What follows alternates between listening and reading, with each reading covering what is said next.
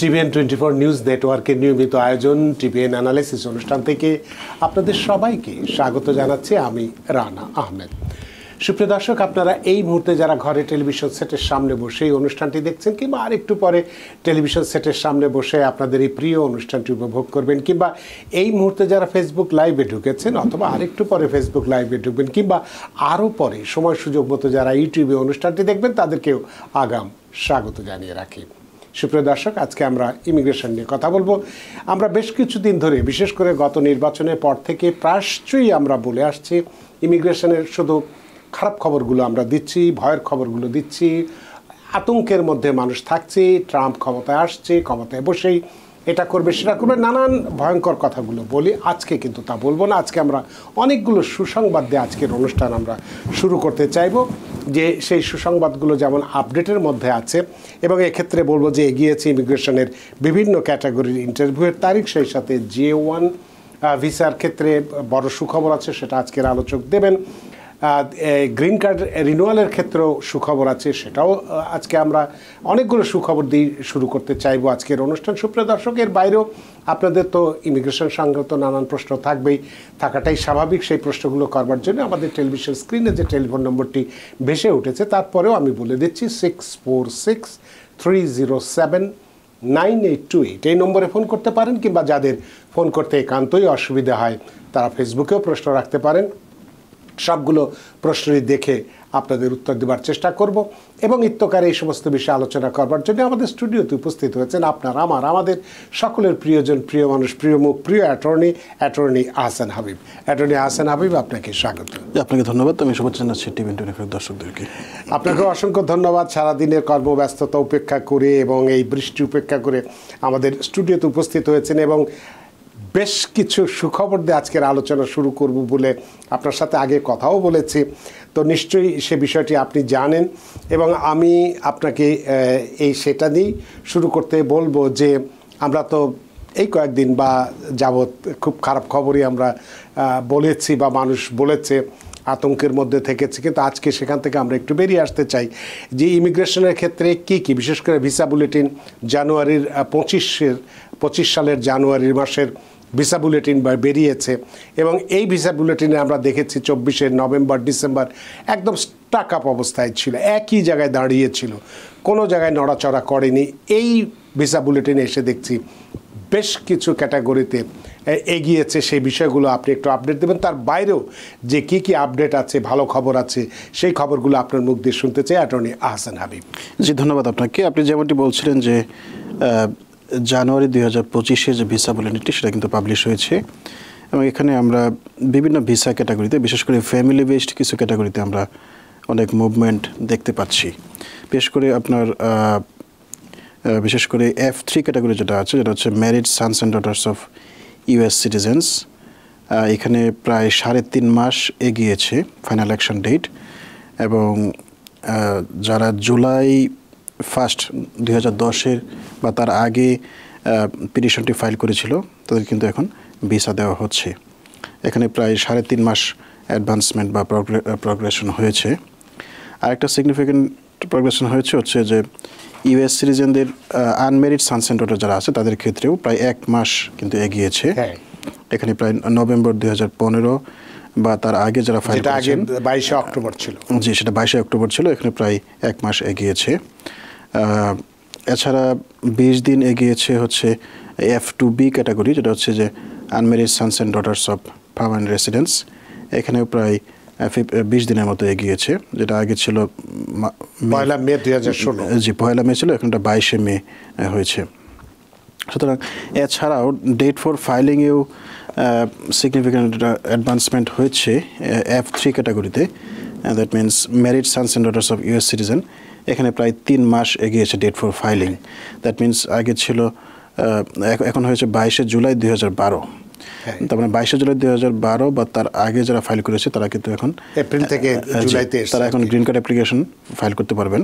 That means এগুলো কিন্তু খুবই গুড নিউজ। আপনারা জানেন যে বিশেষ করে কোভিডের পর থেকে এই ইমিগ্রেন্ট, বিশেষ করে ফ্যামিলি বেসড ক্যাটাগরিগুলো কিন্তু অনেক স্টাক ছিল, তো এটা কিন্তু একটা মুভমেন্ট হয়েছে। এছাড়াও এমপ্লয়মেন্ট বেসড ক্যাটাগরিতেও বিশেষ করে EB2 এবং EB3 ক্যাটাগরিতে কিছুটা মুভমেন্ট হয়েছে।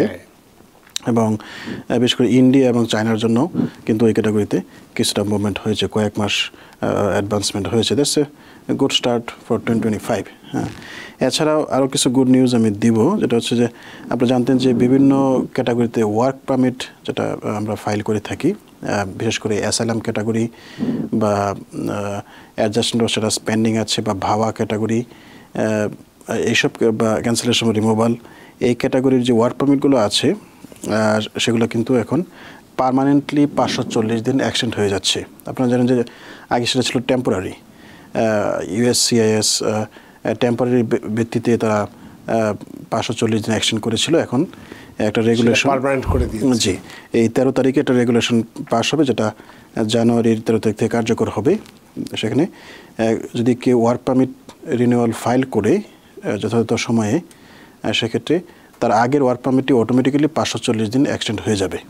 তো এটা কিন্তু খুবই এটা গুড নিউজ, বিশেষ করে যারা এখানে ইমিগ্রেন্ট যারা বিভিন্ন পেন্ডিং স্ট্যাটাসে আছেন, অ্যাসাইলাম স্ট্যাটাস বা ক্যান্সেলেশন রিমুভাল বা ভাওয়া স্ট্যাটাস বা টি ভিসা। তো এইসব ক্যাটাগরি কিন্তু বিশেষ করে স্পেসিফিক্যালি এখানে বলা আছে যে C9 ক্যাটাগরি, যারা অ্যাডজাস্টমেন্ট অফ স্ট্যাটাস পেন্ডিং আছে এই মুহূর্তে, এটা ম্যারেজ বেসড হতে পারে, এটা এমপ্লয়মেন্ট বেসড হতে পারে। এছাড়া E1 এবং E2 E3 স্পাউস যারা আছে তাদের work permit category, L2 spouse category, H4 spouse category, temporary protected status যারা আছে এদের ক্যাটাগরি, রিফিউজি এবং অ্যাসাইলি, হ্যাঁ, এবং অ্যাসাইলাম অ্যাপ্লিকেশন যাদের পেন্ডিং আছে তারা, এবং ভায়োলেন্স এগেনস্ট উইমেন অ্যাক্ট ভাওয়ার আন্ডারে যারা ক্যাটাগরিগুলো যাদের ওয়ার্ক পারমিট রিনিউ করবেন, তাদের আগের ওয়ার্ক পারমিট অটোমেটিক্যালি 540 দিন এক্সটেন্ড হয়ে যাবে। এটা পার্মানেন্টলি এখন রেগুলেশন পাবলিশ হচ্ছে। দ্যাট মিনস এটা একটা আনসার্টেনটি ছিল কিন্তু ওয়ার্ক পারমিট নিয়ে, এই আনসার্টেনটি হয়তো বা থাকবে না। হ্যাঁ, তো এটা একটা গুড নিউজ। কারণ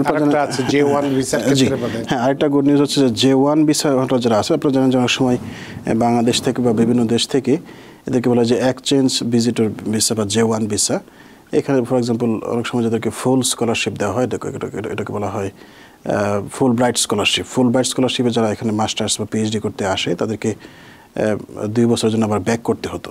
তাদের পড়াশোনা শেষ করে তাদেরকে ম্যান্ডেটরি 2 ইয়ার্স রেসিডেন্সি রিকোয়ারমেন্ট যেটাকে বলে, তাদেরকে সংশ্লিষ্ট দেশে ব্যাক করে আবার তাদেরকে হয়তো এখানে আসা লাগতো। কিন্তু এই রিকোয়ারমেন্টটা এখন ইন্ডিয়া, চায়না এবং বাংলাদেশ সহ বেশ কয়েকটি দেশের ক্ষেত্রে শিথিল করা হয়েছে। দ্যাট মিনস তারা চাইলে এখানে পড়াশোনা শেষ করে এখানে তারা হয়তো বা এমপ্লয়মেন্ট বেসড বা অন্য কোনো বেস্টের মাধ্যমে গ্রিন কার্ড এখানে পার্সু করতে হবে। তাদেরকে বাধ্যতামূলকভাবে যে ফেরত যাওয়ার যে বিধানটি নিজের দেশে ফেরত যে 2 বছর থেকে আসতে হবে, ওই বিষয়টি এখন আর নেই, এই বিষয় নেই। এবং এটা কিন্তু একটা বাই পার্টিজান এজেন্ডা। এবং প্রেসিডেন্ট ডোনাল্ড ট্রাম্পও রিসেন্টলি ওনার যে মিট দ্য প্রেস এখানে কথা বলেছেন যে আমরা তাদেরকে এখানে ফুল স্কলারশিপ দিয়ে নিয়ে আসি, তাদেরকে ট্রেনিং দিয়ে যদি আবার দেশে ফেরত পাঠাই, এটা আমাদের জন্য কিন্তু লস হচ্ছে। হ্যাঁ, কারণ আমেরিকা তাদেরকে ট্রেনিং দিচ্ছে, আমেরিকা ইউনিভার্সিটিতে পড়াশোনা করছে, এরপর তাদের আবার ব্যাক যায়, সেক্ষেত্রে কিন্তু ওই মেধাটা এখানে কাজে লাগছে না। এই জন্য বিশেষ করে ইন্ডিয়া, বাংলাদেশ বা চাইনিজ এখানে গ্র্যাজুয়েট যারা আছে তারা কিন্তু এখানে আর থেকে যাবে। দ্যাট মিনস J1 যে রেস্ট্রিকশনটা ছিল সেই রেস্ট্রিকশনটা আর থাকবে না। এটা কিন্তু ভেরি গুড নিউজ অ্যাকচুয়ালি। বিশেষ করে আপনারা অনেকে এখানে ব্যাচেলার্স করতে আসে বা মাস্টার্স করতে আসে, পিএইচডি করতে আসে, তাদের কিন্তু এই সমস্যাটা ফেস করতে হবে না।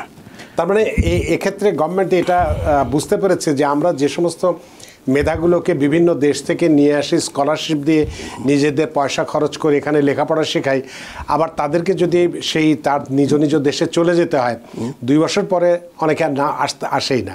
জি, সুতরাং তাদেরকে এখানে যে তাদের পিছনে যে ইনভেস্টমেন্টটা করা হয়, তাদেরকে যে ট্রেনিংগুলো দেওয়া হয়, তারা এই নলেজটা ইউজ করে ইন্ডিয়াতে বা চায়নাতে বা বাংলাদেশে তারা স্টার্ট আপ চালু করতেছে। হ্যাঁ, এই স্টার্ট আপটা আবার এখানে ইউএস কোম্পানিগুলো কিন্তু একটা বড় অঙ্কের টাকা দিয়ে কিনতে হয়। এর চেয়ে তারা যদি এখানে থেকে যেতে পারে, তারা কিন্তু এখানেই তারা স্টার্ট আপ বা কোনো একটা কিছু করে কিন্তু এখানের ইকোনমিতে তারা কন্ট্রিবিউট করতে পারে। তো আই থিঙ্ক ইট ইস এটা ভেরি রিজনেবল একটা ইমিগ্রেশন রিফর্ম এটা হয়েছে, এবং এটা কিন্তু বাই পার্টিজান একটা এজেন্ডা, এবং প্রেসিডেন্ট ডোনাল্ড ট্রাম্পও কিন্তু এটাকে সাপোর্ট করেন। আর একটা গুড নিউজ হচ্ছে যে প্রেসিডেন্ট ডোনাল্ড ট্রাম্প রিসেন্টলি আপনারা জানেন যে সিবিসি বা এরকম একটা টিভি চ্যানেলের সাথে বসেছিলেন এই সানডেতে মিট দ্য প্রেস অনুষ্ঠানে। এখানে উনি ক্লিয়ারলি বলেছেন যে ঢাকা যে প্রোগ্রামটি আছে সেটা রাখার পক্ষে উনি ডেমোক্রেটদের সাথে উনি কাজ করবেন। ওবামার যে ঢাকা প্রোগ্রামটা যেটা ছিল বাচ্চাদের ক্ষেত্রে, যারা আনডকুমেন্টেড অবস্থা যারা বাবা মায়ের সাথে এখানে এসেছে, বাবা মার সঙ্গে, জি, এই প্রোগ্রামটিকে উনি রেখে দেওয়ার পক্ষেই কিন্তু কথা বলেছেন। অথচ আমরা তো জানি যে এটা তো উনি একেবারে গত টার্মে এটা বাতিল করার জন্য যথেষ্ট উঠে পড়ে লেগেছে। জি, সুতরাং আমাদের মনে হয় যে আমরা অতিরিক্ত ভয় পাচ্ছি, এটা অতিরিক্ত হয়তো ভালোর দিকে যেতে পারে। প্রেসিডেন্ট ট্রাম্প বলেছেন যে আমি ঢাকা প্রোগ্রাম যারা এখানে বিশেষ করে পড়াশোনা যারা করেছে তাদেরকে একটা সুযোগ এখানে দেওয়া উচিত, এবং উনি বলেছেন যে আমি ডেমোক্রেটদের সাথে কাজ করে এই ঢাকা প্রোগ্রামটা কীভাবে পার্মানেন্ট করা যায় সে ব্যাপারে আমি কাজ করব।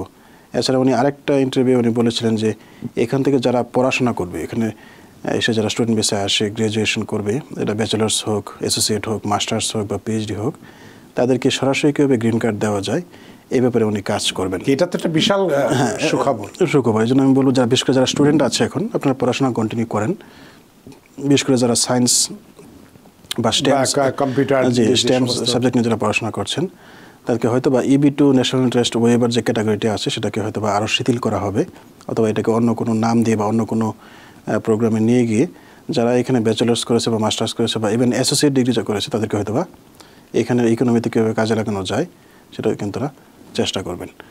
এটা কিন্তু প্রেসিডেন্ট ট্রাম্প একটা প্রোগ্রামে বলেছিলেন। তো এই জিনিসগুলো মনে হয় যে এলন মাস্ক তাকে পুশ করেছেন যে স্টুডেন্ট যারা আছে তাদেরকে কীভাবে এখানে কাজে লাগানো যায়, কারণ এখানে দক্ষ মানব শক্তি কিন্তু অনেক দরকার।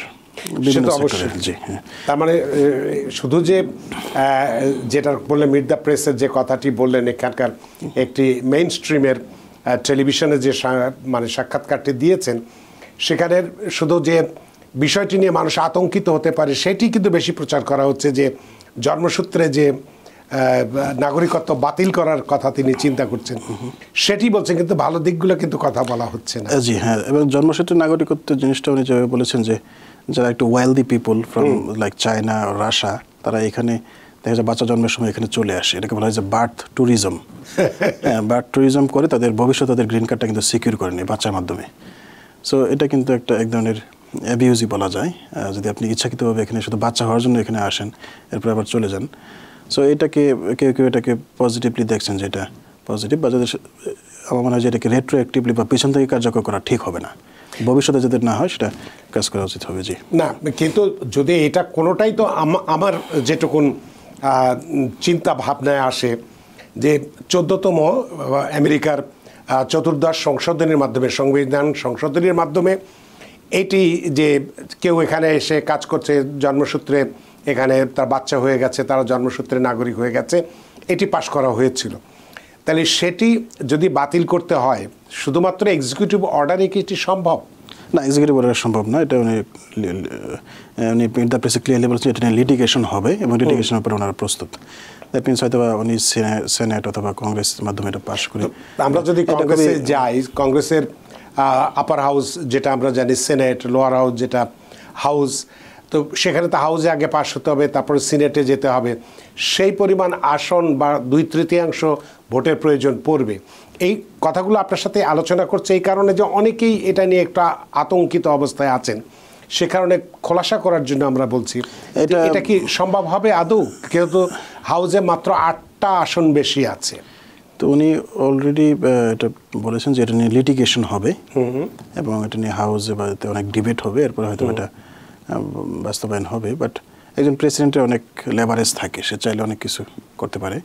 সো যেহেতু উনি এটা প্রায়োরিটি ভিত্তিতে, এছাড়া উনি আরেকটা জিনিস অ্যাকনোলেজ করেছেন যে যারা অ্যাসাইলাম সিকার আছে তাদেরকে কিন্তু চাইলেই কিন্তু তারা বের করে দিতে পারবেন না।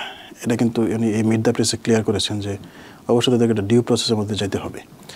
তাদেরকে ইমিগ্রেশন জজের সামনে একটা হিয়ারিংয়ের সুযোগ দেওয়া হবে। হিয়ারিংয়ে তারা যদি তাদের ক্রেডিবল ফেয়ার এস্টাবলিশ করতে পারে তাহলে হয়তো তাদেরকে এখানে রাখা হবে।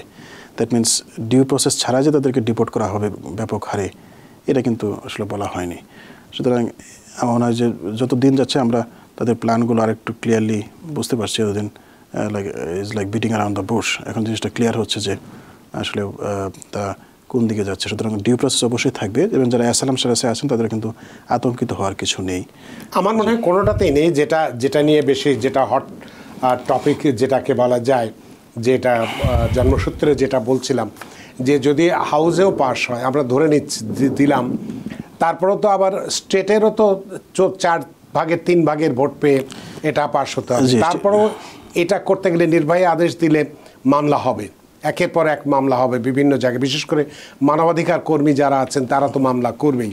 যেটা আমেরিকান সিভিল লিবার্টিস ইউনিয়ন তারা অলরেডি এটা তারা ডিক্লেয়ার করেছেন যে তারা আমরা মামলা করব যে কোনো এক্সিকিউটিভ অর্ডার যদি এরকম আসে। এবং আপনি যেটা বলেন যে যথেষ্ট সংখ্যক স্টেটকে কিন্তু রেটিফাই করতে হবে, এটা খুবই চ্যালেঞ্জিং হবে এটা। সুতরাং এটা নিয়ে ভাবার কারণে, তবে কেউ কেউ বলছেন, আপনি আপনার কাছে একজন, যেহেতু আপনি আইন বিশেষজ্ঞ এবং বিশেষ করে এই ইমিগ্রেশন বিষয়, তো সেই হিসাবে কেউ কেউ বলছেন যে সুপ্রিম কোর্ট তার নির্বাহী আদেশটি যদি সুপ্রিম কোর্টে যায় এবং সেক্ষেত্রে যদি সুপ্রিম কোর্টকে তিনি ব্যবহার করতে চান, এখানে তো 9 জন বিচারপতির মধ্যে 6 জনই রিপাবলিকান, তো সেখানে যদি 5 ধরে নিলাম একজন দিল না, 5-4-এ যদি এটি সম্মতি দিয়ে থাকে, সেক্ষেত্রে কি এটা বাস্তবায়িত করতে পারবেন কিনা? তাহলে সেক্ষেত্রে তো লোয়ার কোর্টের মামলা বা আমরা যে সমস্ত কোর্ট, অন্যান্য কোর্ট যেগুলো আছে সবগুলো তো স্থগিত হয়ে যাবে, সেক্ষেত্রে কি সমস্যা হবে কিনা? জি, সুপ্রিম কোর্টের অবশ্যই এখতিয়ার আছে যে কোনো লকে অসাংবিধানিক ঘোষণা করা, কিন্তু এখানে জিনিসটা হচ্ছে এটা সংবিধানের 14th সংশোধনী, এটা কনস্টিটিউশনাল অ্যামেন্ডমেন্ট। সুতরাং এটাকে মানে লিগ্যাল ঘোষণা করা বা অসাংবিধানিক ঘোষণা করা বা সাংবিধানিক একটা প্রভিশনকে অসাংবিধানিক, এটা কিন্তু একটা বিরাট একটা ডিবেট। আমার মনে হয় সুপ্রিম কোর্ট ওই পর্যন্ত যাবে, কারণ কিছু জিনিস আছে এটাকে বলা হয় যে পলিটিক্যাল কোয়েশ্চেন। তো পলিটিক্যাল কোয়েশ্চেনগুলো জেনারেলি সুপ্রিম কোর্টের জাজরা এটা আইন বিভাগের উপর ন্যস্ত করে দেন, যে পার্লামেন্ট বা কংগ্রেস বা সিনেট তারা এটা ডিসাইড করুক যেটার ফিউচার কী হবে। দ্যাট মিনস কিছু কিছু কোয়েশ্চেন আছে যেটা সুপ্রিম কোর্ট অ্যাভয়েড করেন, এগুলো বলা হচ্ছে পলিটিক্যাল কোয়েশ্চেন। তো মোস্ট লাইকলি সুপ্রিম কোর্ট এই ব্যাপারে তারা রায় দিবেন না। সেটি আসলে এটা নিয়ে ভয় পাওয়ার কিছু নেই, যেটা আপনি একটু আগে বললেন যে অ্যাসাইলাম নিয়েও মানুষ তো ভীষণভাবে ভয়ের মধ্যে ছিলেন, কিন্তু কালকে তিনি বা গত কয়েকদিন আগে তিনি মিট দ্য প্রেসে এটা ক্লিয়ার করেছেন এবং সহজ করেছেন কিছুটা। আমরা আশা করছি যে 20 তারিখে, জানুয়ারি মাসের 20 তারিখে উনি যখন আনুষ্ঠানিকভাবে ক্ষমতায় বসবেন এবং আনুষ্ঠানিকভাবে আমেরিকার প্রেসিডেন্ট হবে, তখন তার দায়িত্ব অনেক বেশি বেড়ে যাবে। তখন হয়তো এই ধরনের বিষয়গুলো পরিষ্কার হয়ে যাবে এবং যারা অযথাই আমরা ভয় পাচ্ছি তাদের ভয় পাওয়ার কোনো কারণই নেই, যদি না আমরা কোনো রাষ্ট্রের হুমকির সম্মুখীন বা হুমকির হয় এই ধরনের কোনো কাজ আমরা না করি বা করে না থাকি, বা কোনো ধরনের অপরাধের সাথে বা আইনি বিচারে আমাদেরকে শাস্তি হয়েছে, ডিপোর্টেশন হয়ে গেছে, এই ধরনের অপরাধে আমরা যদি অপরাধী না হয়ে থাকি তাদের ক্ষেত্রে মনে হয় না কোনো সমস্যা আছে। এই বিষয়গুলো নিয়ে আমরা আরও কথা বলবো, তবে কয়েকজন দর্শক আমাদের অনেকক্ষণ ধরে অপেক্ষা করছেন, তাদের টেলিফোনগুলো নিয়ে নেই। সুপ্রিয় দর্শক কে আছেন টেলিফোনে, দয়া করে নাম পরিচয় বলে আপনার প্রশ্নটি করুন। জি, আমার নাম মাসুদ, আমি সানিসার থেকে বলতে। শুনতে পাচ্ছেন? জি, শুনতে পাচ্ছি। জি, আমার প্রশ্ন, আমি আমার ভাইয়ের জন্য অ্যাপ্লাই করেছি 2007-এ। জি, কোন মাসে? 2007-এর জুলাই মাসে। জুলাই, জি জি। এই বছর মে মাসে তাদের কাগজপত্র, ডকুমেন্টারি পেপার সেগুলো আমি সাবমিট করছি। আচ্ছা, আমার প্রশ্ন হলো, আমি যখন ডকুমেন্টারি এবং অন্যান্য ফিটি সব জমা দিই, তখন আমার ভাইস্তার বয়স ছিল 20 বছর। জি। তো আমি দেখতেছি ইন্টারভিউর সময় আমার ভাইস্তার বয়স হয়তো বা 21 পার হয়ে যাবে। আচ্ছা, আপনারা যে বলেন যে 21-এর নিচে উপরে হলে ছেলে মেয়েরা আসতে পারবে না, আমি জানতে চাই 21টা কখন থেকে ধরা হয়? ইন্টারভিউ সময় ধরা হবে না আমি যখন এই ফিটা পে করলাম তখন থেকে, বা কখন তার বয়সটা ফ্রিজ হয়ে যাবে, বা যদি এর মধ্যে যখন ইন্টারভিউ হবে এর মধ্যে যদি 21 পার হয়ে যায়, এটাকে ঠেকানোর কোনো সুযোগ আছে কিনা, এটাই আপনার প্রশ্ন? জি জি জি, অনেক ধন্যবাদ জনাব মাকসুদ আপনার প্রশ্নের জন্য। অ্যাটর্নি হাসান হাবিব। জি, ধন্যবাদ আপনার প্রশ্নের জন্য। এই যে আপনারা জানেন যে গত বছর ডিপার্টমেন্ট অফ স্টেট এবং ইউএসসিএস থেকে একটা রেগুলেশন পাস করা হয় যে যাদের ডেট ফর ফাইলিংয়ে যাদের বয়স 21-এর নিচে, সিএসপি রুল অনুযায়ী, তারা কিন্তু তাদের বয়সটা তো ওখানে ফ্রিজ হয়ে যাবে। দ্যাট মিনস যখন কাগজপত্র প্রোভাইড করা হয়, ভিসা ফি বা সিভিল ডকুমেন্টস এগুলো প্রোভাইড করা হয়, তখন তো যদি তার বয়স 21-এর নিচে থাকে তাহলে তার বয়সটা ওইখানে ফ্রিজ হয়ে যাবে। যদি ইন্টারভিউ আরও 5 বছর পরে হয়, আমার মনে হয় যে আতঙ্কিত হওয়ার কিছু নেই, ডেফিনেটলি উনি কোয়ালিফাই করবে। ধন্যবাদ। অনেক ধন্যবাদ জনাব মাকসুদ, আশা করি আপনার প্রশ্নের উত্তর পেয়েছেন। সুপ্রিয় দর্শক কে আছেন টেলিফোনে, দয়া করে নাম পরিচয় বলে আপনার প্রশ্নটি করুন। জি, আসসালামু আলাইকুম। ওয়ালাইকুম আসসালাম। জি, আমার নাম হোসাইন, ফ্লাশিং থেকে। জি জি, আমি বিজ্ঞ আইনজীবীর কাছে আমার একটি কোশ্চেন, সেটি হচ্ছে আমি এই দেশে পলিটিক্যাল ইসলামের গ্রিন কার্ড পাইছি 4 বছর। জি আর আমার ওয়াইফ কে অ্যারাউন্ড 1 বছর হয়ে গেছে। আমি ওদের জন্য I-485 অ্যাডজাস্টমেন্টের জন্য অ্যাপ্লাই করছি, 10 মান্থ হয়ে গেছে। এখনো আপডেট দেখাচ্ছে যে ফিঙ্গারপ্রিন্ট উই আর টেকিং। তো এটা কি গ্রিন কার্ড প্রসেসের নির্দিষ্ট কোনো টাইম আছে কিনা, বা আমি কি এই বিষয়ে কোনো ইনকোয়ারি বা কোনো কিছু করতে পারবো কিনা? আর আরেকটি বিষয় হলো, ইন্ডাস্ট্রিয়াল সাথে একটু অ্যাড করি, সেটা হলো আমরা যারা পলিটিক্যালি গ্রিন কার্ড পাইছি এখানে আমাদের মধ্যে। হ্যালো, আপনার কথা আর শুনতে পাচ্ছি না আমরা। যেটুকুন শুনতে পেয়েছি সেটুকুর উত্তর দিচ্ছি জনাব হোসেন। সে অলমোস্ট সিটিজেন হয়ে গেছে। এখন এক্ষেত্রে কি আমরা বাংলাদেশে যাইতে পারবো যদি আমাদের কোনো সমস্যা হয় গ্রিন কার্ড নিয়ে? আপনার এই শেষের প্রশ্নটা আমরা কিছুটা শুনতে পাইনি, ওটিকে আবার একটু বলবেন? শেষের প্রশ্নটা হচ্ছে যে আমরা যারা পলিটিক্যালি গ্রিন কার্ড পাইছি, আমার আগে আমার যে সমস্ত ফ্রেন্ডরা পাইছে, তা কয়েকবার দেশে গেছে এবং তারা অলমোস্ট সিটিজেন হয়ে গেছে অনেকে। তো এখন ট্রাম্প প্রশাসনে আমরা কি এরকম গ্রিন কার্ড পাইলে আমরা কি দেশে যেতে পারবো? এতে কি কোনো বাধ্যবাধকতা আছে কিনা? অনেক ধন্যবাদ জনাব হোসেন আপনার প্রশ্নের জন্য। অ্যাটর্নি আহসান হাবিব। জি ধন্যবাদ। প্রথম প্রশ্নটা ছিল যে উনি অ্যাসাইলাম নিয়েছিলেন, 4 বছর হলো গ্রিন কার্ড পেয়েছেন স্ত্রী ওয়াইফের জন্য। জি, ওনার ওয়াইফ গ্রিন কার্ড অ্যাপ্লিকেশন করেছেন, 10 মাসের মতো হয়েছে। তো জেনারেলি অ্যাসাইলি ক্যাটাগরিতে গ্রিন কার্ড প্রসেসিং হতে প্রায় 2 ইয়ার্সের মতো সময় লাগে, কোনো কোনো ক্ষেত্রে একটু কমও লাগে। তো ওনার যদি 10 মাস হয়েছে, আমি বলবো যে ওনাকে আরও ওয়েট করতে হবে 1 বছরের মতো। জি, এটা 1 নম্বর প্রশ্ন। দ্বিতীয় প্রশ্নটা দ্বিতীয় প্রশ্ন ছিল বাংলাদেশে ওনার গ্রিন কার্ড হোল্ডার, উনি পলিটিক্যাল অ্যাসাইলামের মধ্যে এসেছেন। তো এটা আসলে ডিপেন্ড করে যে ওই অ্যাসাইলামের গ্রাউন্ডটা কী ছিল। এটা স্পেসিফিক্যালি অ্যাসাইলামের স্টেটমেন্ট বা অ্যাসাইলামের আবেদনটি রিভিউ করে এরপর এটা বলা যাবে। যেমন কোনো কোনো ক্ষেত্রে পারসিকিউটরকে বা নির্যাতককে এটার উপর ডিপেন্ড করে যে কান্ট্রি কন্ডিশন কি চেঞ্জ হয়েছে কিনা। যেমন আগে যে পারসিকিউটর ছিল সে হয়তো এখন নাও থাকতে পারে, সুতরাং ওনার দেশে গেলে কোনো অসুবিধা হওয়ার কথা না। এরপরে যেহেতু প্রেসিডেন্ট ট্রাম্পের সময় বর্ডার খুব স্ট্রিক্ট থাকবে,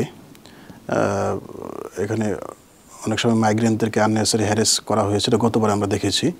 মুসলিম ব্যান বা অনেক ধরনের মাইগ্রেন্টদেরকে হাই স্ক্রুটিনি, হাই স্ক্রিনিং এগুলো কিন্তু করা হয়েছে। এবং অনেক সিটিজেনকে কিন্তু এয়ারপোর্টে হয়রানি করা হয়েছে 2017 থেকে 2021 সালের যে ওনার যে প্রেসিডেন্সি।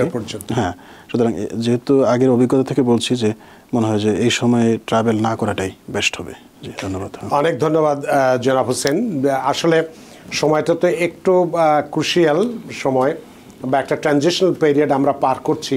আমার মনে হয় যে আপনার এই মুহূর্তে দেশে যাওয়ার দরকার নেই, বা যেটা আমরা আমাদের আজকের বিজ্ঞ আলোচক যেটা আপনাকে পরামর্শ দিচ্ছেন যে একটু দেখে শুনেই, যেহেতু আপনি পলিটিক্যাল অ্যাসাইলাম নিয়েছিলেন, গ্রিন কার্ডটা সেইভাবে পেয়েছেন, অনেক কষ্ট হয়েছে, অনেক সময় গেছে, অনেক চিন্তা গেছে, তো সুতরাং সব কিছু মিলে একটু ধৈর্য ধরাটাই বোধহয় আপনার জন্য শ্রেয়। আপনার টেলিফোনের জন্য অনেক ধন্যবাদ। সুপ্রিয় দর্শক কে আছেন টেলিফোনে, দয়া করে নাম পরিচয় বলে আপনার প্রশ্নটি করুন। জি, আসসালামু আলাইকুম। আমার নাম হচ্ছে কাজী হায়দার। আমার দুইটা কোশ্চেন আছে। আমার প্রথমটা হচ্ছে, আমার বোন 2007-এ আমার দেশে থাকা অন্য ভাই বোনদের জন্য অ্যাপ্লাই করছে। 7-এর কোন মাসে? 7-এর জুলাইতে। জুলাই, জি। তো এখন ওদের ভিসা-পিটি সব দেওয়া শেষ হয়ে গেছে, 2021-এর লাস্টে দিয়ে দিছি ভিসা-পি এবং সাপোর্ট যেটা লাগে ওগুলো। এখন আমার প্রশ্ন হচ্ছে, প্রথমত হচ্ছে ওদের এখনো কোনো ইন্টারভিউ কল করতেছে না কেন, এই হচ্ছে একটা। আরেকটা হচ্ছে যে আমার একটা ভাগিনা আছে, ওর আপনার ও ভিসা-পিও দিছি, সাপোর্টও দিছি, ওর জন্য যা যা পেপারস ওগুলো দেওয়া হয়েছে, কিন্তু ওর এখন আপনার ওই একটা হিসেব করে যে ওই হিসেবেও তার বয়স 21 পার হয়ে এখন লাইক 23-24 হয়ে গেছে। তো ওর আসতে কোনো সমস্যা হবে কিনা বা ওকে ভিসা দেবে কিনা, এ হচ্ছে আমার একটা প্রশ্ন। আমার দ্বিতীয় প্রশ্ন হচ্ছে, আমি এখানে এসে পলিটিক্যাল মারছিলাম এবং পলিটিক্যালে তখন আমি বিএনপি করতাম এবং ওই সময় আওয়ামী লীগ পাওয়ারে ছিল। তো আমি গ্রিন কার্ড পাইছি, এরপর গ্রিন কার্ড পাওয়ার পরে লাস্ট এই বছরই আমি 2 বার দেশে গেছি, লাস্ট ইয়ার একবার, এই বছরই গেছিলাম। এখন তো ট্রাম্প আসতেছে, আমার ওখানে তো অবস্থা চেঞ্জ হয়েছে, কারণ আমার পার্টি তো এখন ভালো ইয়েতে আছে, আওয়ামী লীগ আউট হয়ে গেছে। তো এখন যদি আমি ট্রাম্পের আমলে দেশে যাই, বিকজ আমার father is sick over there, তো আমি যদি ওখানে যাই তাহলে কি আমার আসতে কোনো সমস্যা হবে কিনা। My father is serious illness, that's why I went last year. আমি অনেকবার গিয়ে তার পাসপোর্ট ছিলাম শুধু আমার বাবার জন্য, এই জন্য আর কি। এখন আমার এটা কোনো সমস্যা হবে কিনা ট্রাম্পের আমলের দেশে গেলে? আমার মনে হয় যে আপনার দুটো প্রশ্নের উত্তরই আমরা একটু আগে দিয়েছি কাজী হায়দার সাহেব, তারপরেও আপনি যখন বলছেন অ্যাটর্নি আহসান হাবিব। জি, ধন্যবাদ প্রশ্নের জন্য। প্রথম প্রশ্ন ছিল F4 ক্যাটাগরিতে জুলাই 2007 প্রায়োরিটি ডেট, তো এখন ফাইনাল অ্যাকশন ডেট হচ্ছে আগস্ট 2007। মানে তার টাইমটা পার হয়ে গেছে। না, আগস্ট 2007, উনি বলছেন জুলাই 2007, দ্যাট মিনস এটা প্রায়োরিটি ডেট অলরেডি কারেন্ট। এবং যেহেতু ডকুমেন্টারি কোয়ালিফাইড করেছে, আপনারা জানেন যে ডকুমেন্ট কোয়ালিফাইড করার পরেও এখন অনেক সময় 1 থেকে 1.5 বছর সময় লেগে যাচ্ছে ইন্টারভিউ ডেট আসতে আসতে।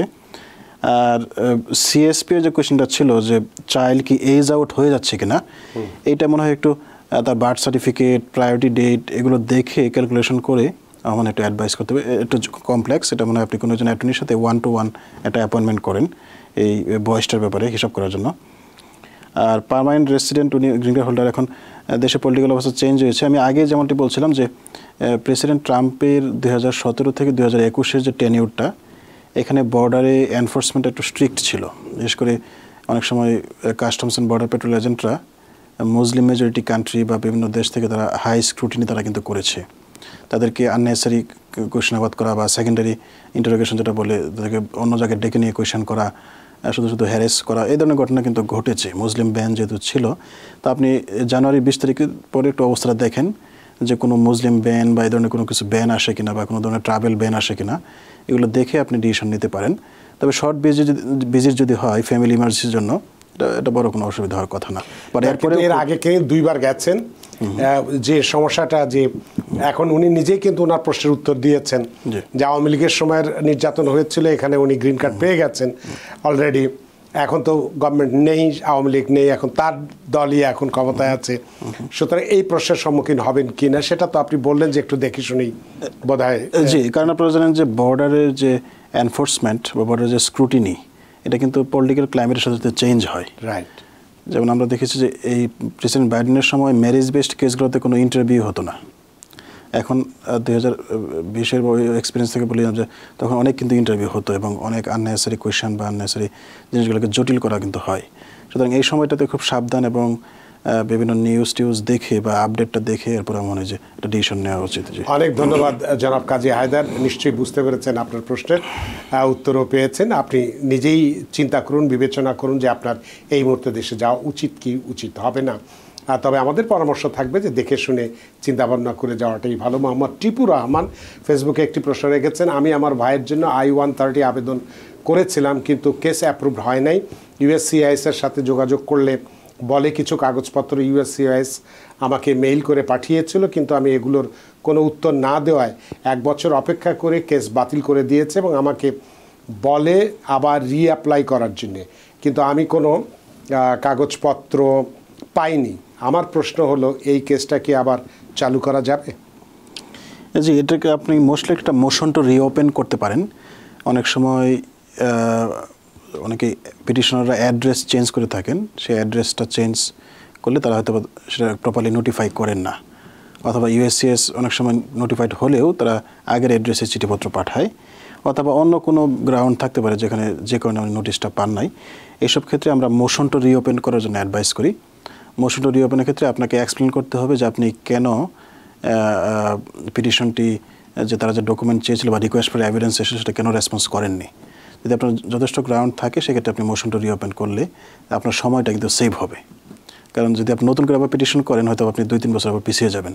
এই জন্য বেস্ট হবে আপনি একজন অ্যাটর্নির সাথে কথা বলে মোশন টু রিওপেন করার জন্য চেষ্টা করেন। জি, ধন্যবাদ। অনেক ধন্যবাদ জনাব টিপু রহমান, আশা করি আপনার প্রশ্নের উত্তর পেয়েছেন। আরও অনেকেই আমাদের টেলিফোনে আছেন। আর একটা প্রশ্ন ফেসবুক থেকে নিয়ে আমরা টেলিফোনে যাব। হাবিবুর রহমান, আমার F2A category, priority date July 2021, document qualify August 2023, my visa current, now waiting for interview, I am 18 years old, my age will be locked, please let me no. তো ওনার উত্তর তো উনিই দিয়ে দিচ্ছেন বলা যায়, তারপরেও হাবিবুর রহমান সাহেবের এই প্রশ্নটির উত্তর কি? এগেইন CSPA ক্যালকুলেটর অনেক সময় অনলাইনে পাওয়া যায়। এই CSPA ক্যালকুলেটর দিয়ে ওনার date of birth, priority date বা ডেট ফর ফাইলিং এগুলো ক্যালকুলেট করে কিন্তু এটা হিসাব করতে হয়। হ্যাঁ, তো সেইভাবে হিসাব করলে আপনার উত্তর আপনি পেয়ে যাবেন জনাব হাবিবুর রহমান। আমার মনে হয় না কোনো সমস্যা হবে। সুপ্রিয় দর্শক, আপনারা আরও অনেকেই টেলিফোনে আছেন, ফেসবুকেও 2-1 আছেন, নাইম আহমেদ আছেন। সবগুলো প্রশ্নের উত্তর দেবো আমরা, তবে একটা বিরতির পরে এসে আপনাদের সবগুলো প্রশ্ন নিতে চাই। সুপ্রিয় দর্শক, নিচ্ছে একটি ছোট্ট বিরতি, সে পর্যন্ত আমাদের সাথেই থাকুন। সুপ্রিয় দর্শক, বিরতির পর ফিরে এলাম আপনাদের প্রিয় অনুষ্ঠান টিবিএন অ্যানালিসিসে। আজকের অতিথি অ্যাটর্নি আহসান হাবিব এবং আপনাদের সাথে রয়েছে আমি রানা আহমেদ। বিরতির আগে বলেছিলাম আরও বেশ কয়েকজন দর্শক টেলিফোনে আছেন, 2-1 ফেসবুকেও আছে। আমরা সবগুলো প্রশ্নের উত্তর দেবো। প্রথমে একটু টেলিফোনে নিতে চাই। সুপ্রিয় দর্শক, কে আছেন টেলিফোনে? দয়া করে নাম পরিচয় বলে আপনার প্রশ্নটি করুন। আসসালামু আলাইকুম, শুনতেছেন? জি জি, আমি রবিন বলতেছি ব্রঞ্জ থেকে। আমার কোশ্চেন, আমার I-360 অ্যাপ্রুভ ভাবা, বাট আমি যেহেতু বাই বর্ডার আসছি, আমার রিমুভাল অর্ডার আছে। তো এখন আমার কেসটা টার্মিনেট করার জন্য পিডি রিকোয়েস্ট আছে, আমার আবার ভ্যালিড ওয়ার্ক অথরাইজেশন আছে। তো আমার দুইটা কোশ্চেন, এই যে ম্যাচ ডিপোর্টেশন বা এই যে সমস্যা যেটা দেখাচ্ছে বা দেখা যাবে, আমি কি এই সেফ কিনা, যেহেতু আমার I-360 approve plus work authorisation আছে, আর হচ্ছে পিডি রিকোয়েস্ট যে প্রোগ্রামটা, এটা যদি in case new administration cancel করে দেয়, তাহলে পেন্ডিং পিডি রিকোয়েস্টটা কি হবে? এই দুইটা বিষয় আমাকে জানা লাগবে প্লিজ। অনেক ধন্যবাদ জনাব রবিন। আহসান হাবিব অ্যাটর্নি।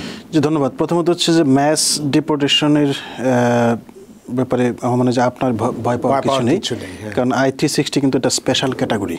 বিশেষ করে ভাওয়া যে ক্যাটাগরিটা, এটা হচ্ছে যে ভায়োলেন্স এগেইনস্ট ওমেন অ্যাক্টের আন্ডারে এটা স্পেশাল সুরক্ষা কিন্তু ওদেরকে দেওয়া হয়। আপনি নিশ্চয়ই এনফোর্সমেন্ট প্রায়োরিটি না, যারা কোনো ক্রিমিনাল অ্যাক্টিভিটিতে ইনভলভ তারা প্রায়োরিটি। আর দ্বিতীয়ত হচ্ছে যে পিডি রিকোয়েস্টার কী হবে। তো পিডি রিকোয়েস্টটা আমি বলবো যে আপনার অ্যাটর্নির মাধ্যমে যে আপনি দ্রুত পুশ করেন, যাতে জানুয়ারি 20 তারিখে আগে এটার রেজাল্ট চলে আসে। কারণ গতবারও কিন্তু পিডি প্রেসিডেন্ট ট্রাম্পের সময় বাতিল করা হয়, মানে প্রসিকিউটরিয়াল ডিসকাশন যেটা ছিল এটাকে বলা হচ্ছে যে আমরা কোনো পিডি দিব না। হ্যাঁ, এই ধরনের একটা রেগুলেশন ছিল, এটা প্রেসিডেন্ট বাইডেনের সময় আবার এটা চালু হয়েছে। বাট পিডি ছাড়াও আপনার অন্য অপশন থাকতে পারে, সেক্ষেত্রে হয়তো আপনার জজের সামনে আপনার অ্যাডজাস্ট করা লাগতে পারে।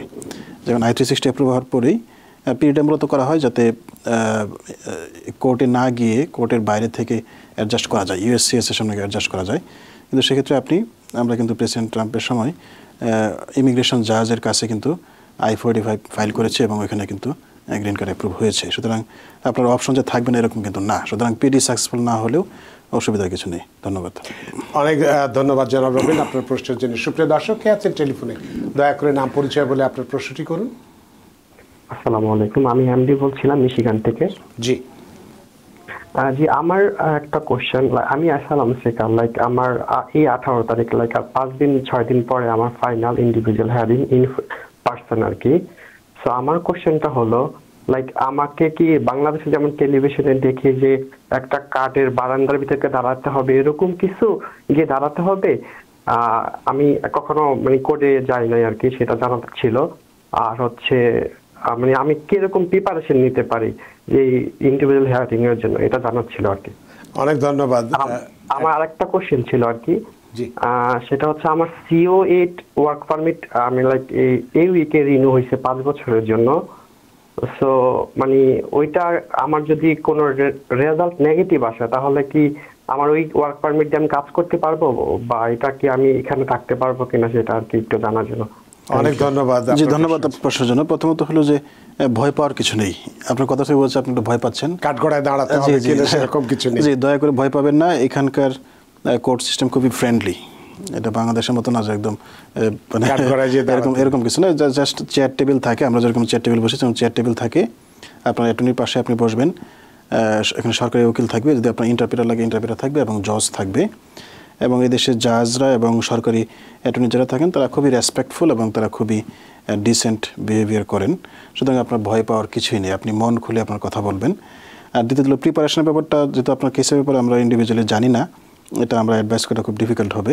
তবে আমি আপনাকে বলবো যে আপনার অ্যাসাইলাম আবেদন যেটা আছে সেটা আপনি ভালো করে রিভিউ করেন, যেখানে সব তথ্য কি ঠিক আছে কিনা।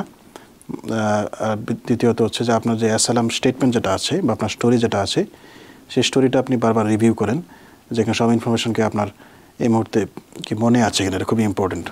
এবং আপনার অ্যাসাইলাম আবেদনের সাথে আপনার স্টেটমেন্টের সঙ্গতি আছে কিনা বা কোনো ইনকনসিস্টেন্সি আছে কিনা।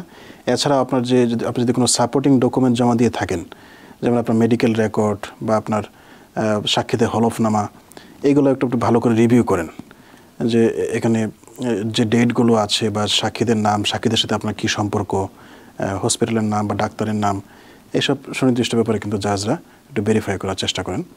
আর এগেইন আমি বলবো যে আপনার ভয় পাওয়ার কিছু নেই, কোর্টের ভিতরে খুবই আন্তরিক একটা পরিবেশ থাকে। ওরা যেটা লাস্ট প্রশ্ন ছিল যে ওয়ার্ক পারমিট 5 বছর, আর ওয়ার্ক পারমিটটা হচ্ছে যে C8 ক্যাটাগরি।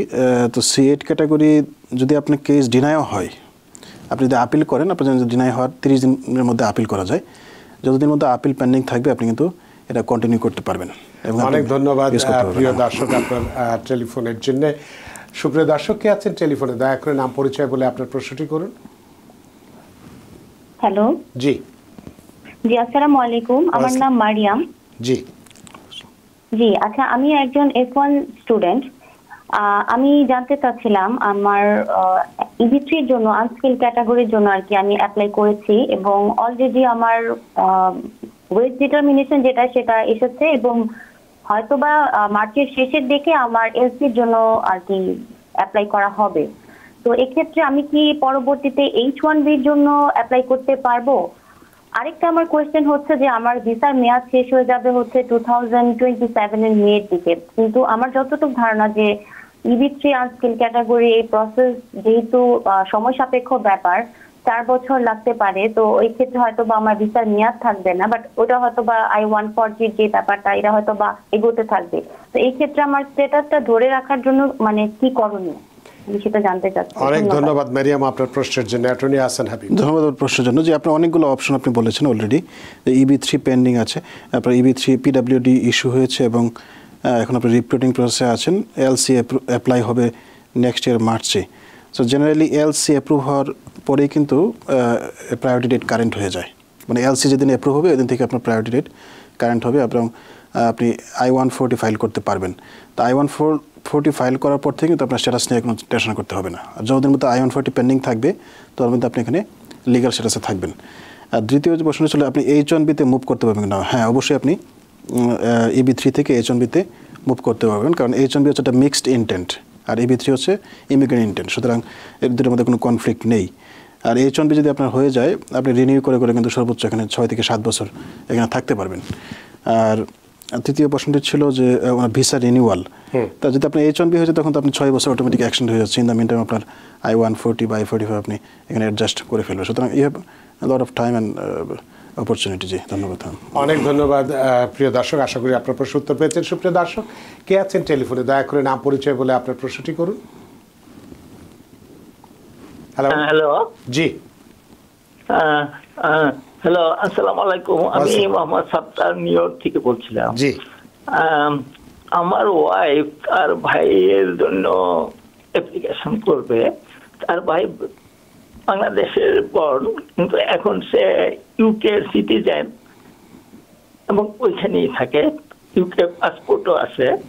এখন অ্যাপ্লিকেশন করার সময় একটা ফর্মে দেখলাম যে একটা নেটিভ ল্যাঙ্গুয়েজ একটা পোর্শন আছে, পার্ট আছে। এখানে নেটিভ ল্যাঙ্গুয়েজটা কি ইংলিশ বলবে, যেহেতু সে এখন ইউকেতেই থাকে এবং ইউকের সিটিজেন, নাকি বাংলা নেটিভ ল্যাঙ্গুয়েজটা শো করবে? কোনটা হবে এটি আপনি জানতে চাচ্ছেন, এই তো? হ্যাঁ, এইটা জানতে চাচ্ছি। আরেকটা প্রশ্ন হলো যে অনেকের তো এখানে ইংলিশে হয়তো এত ভালো বুঝে না, অন্যের হেল্প নিতে হয় বা অন্যরাই করে দেয় অ্যাপ্লিকেশনের সব কাজগুলা। তখন ওইখানে যে দুইটা অপশন থাকে, একটা হলো ইন্টারপ্রিটার আর একটা হলো প্রিপেয়ারার, ওইগুলা কি ওইগুলি কিছু মেনশন করার দরকার আছে নাকি অন্য করে দিলেও মানে নিজের নামেই থাকবে? অনেক ধন্যবাদ আপনার। এবং প্রিপেয়ারার ওইটা কি? জি আমরা বুঝতে পেরেছি, আমাদের হাতে সময় নেই, এই জন্য আপনার তাড়াহুড়ো করছে। জি ধন্যবাদ আপনার প্রশ্নের জন্য। প্রথম হচ্ছে নেটিভ ল্যাঙ্গুয়েজ বলতে আমি বলবো যে যেহেতু উনি আমার মনে হয় উনি ডুয়াল সিটিজেন, যেহেতু বাংলাদেশি অরিজিন, আমি বলবো যে বাংলাতে আপনার নেটিভ ল্যাঙ্গুয়েজ পোর্শনটা ফিল করা উচিত। জি জি। আর দ্বিতীয়ত হচ্ছে যে ইন্টারপ্রিটার, এবং যদি যে পিটিশনার ওনার যদি ইন্টারপ্রিটার লাগে তো অবশ্যই এটা উল্লেখ করা উচিত যে ওনাকে এই ফর্মটা এক্সপ্লেন করার জন্য কে হেল্প করেছে। আর দ্বিতীয়ত হচ্ছে প্রিপেয়ারার। হ্যাঁ, প্রিপেয়ারার যদি উনি নিজে প্রিপেয়ার না করেন, এটা যে প্রিপেয়ার হয়েছে সে অ্যাটর্নি হোক অথবা না হোক, তাকে অবশ্যই প্রিপেয়ারের ইনফরমেশনটা ওখানে দেওয়া উচিত, তো ভবিষ্যতে কোনো সমস্যা হলে ওই ব্যক্তিকে অ্যাকাউন্টেবল করা যায়। ধন্যবাদ। অনেক ধন্যবাদ জনাব সাত্তার আপনার প্রশ্নের জন্য। আমাদের হাতে সময় নেই, আসলে সময়ের দড়িতে আমরা বাধা, সময়ের সীমানা টপকাতে পারছি না। ফেসবুকে বেশ কিছু প্রশ্ন ছিল, বিশেষ করে সরা হোসেন সাহেব বারবার প্রশ্ন দিয়েছেন। আমি আপনাকে প্রতিশ্রুতি দিচ্ছি নেক্সট উইকে আপনার এই প্রশ্নটির উত্তর আপনারা দিব। জনাব আহসান হাবিব, আপনি অসংখ্য ব্যস্ত মানুষ, ব্যস্ততা সত্ত্বেও আমাদের স্টুডিওতে উপস্থিত হয়েছেন এবং আজকে অনেকগুলো সুখবর দিয়েছেন। অনেক খারাপ সময়ের মধ্যে অনেক ভালো ভালো সুখবর দিয়েছেন, অনেকগুলো দর্শকের প্রশ্নের উত্তর দিয়েছেন। সত্যি আমরা ঋদ্ধ, আমরা প্রাণিত। জি, আপনাকে ধন্যবাদ। দর্শকদেরকে শুভরাত্রি। সুপ্রিয় দর্শক, এতক্ষণ আমরা যে বিষয়গুলো নিয়ে কথা বললাম, বিশেষ করে ইমিগ্রেশনের যে বিভিন্ন ক্যাটাগরি ইন্টারভিউ ডেট এগিয়েছে, যে সুসংবাদগুলো আমরা দিলাম এবং আপনাদের প্রশ্নগুলো দিলাম, আশা করি আপনাদের অনুষ্ঠান ভালো লেগেছে এবং যাদের প্রশ্নের উত্তর দিতে পারলাম না ক্ষমা চেয়ে নিচ্ছি। নিশ্চয়ই আপনাদের প্রশ্নের উত্তরগুলো সামনের সপ্তাহে আমরা দিব বা সামনের অনুষ্ঠানে আমরা দেওয়ার চেষ্টা করব। আশা করি আজকের অনুষ্ঠান যথেষ্ট ভালো লেগেছে। সুপ্রিয় দর্শক, যে যেখানেই থাকুন, ভালো থাকুন, সুস্থ থাকুন, নিরাপদে থাকুন। TVN 24 নিউজ নেটওয়ার্কের সাথেই শুভরাত্রি। TVN 24 টেলিভিশন দেখতে আজই কল করুন 7187776556। লগ ইন করুন www.totalcablebd.com। নিউ ইয়র্ক থেকে সম্প্রচারিত TVN 24 টেলিভিশন বিশ্বজুড়ে বাঙালির কণ্ঠস্বর।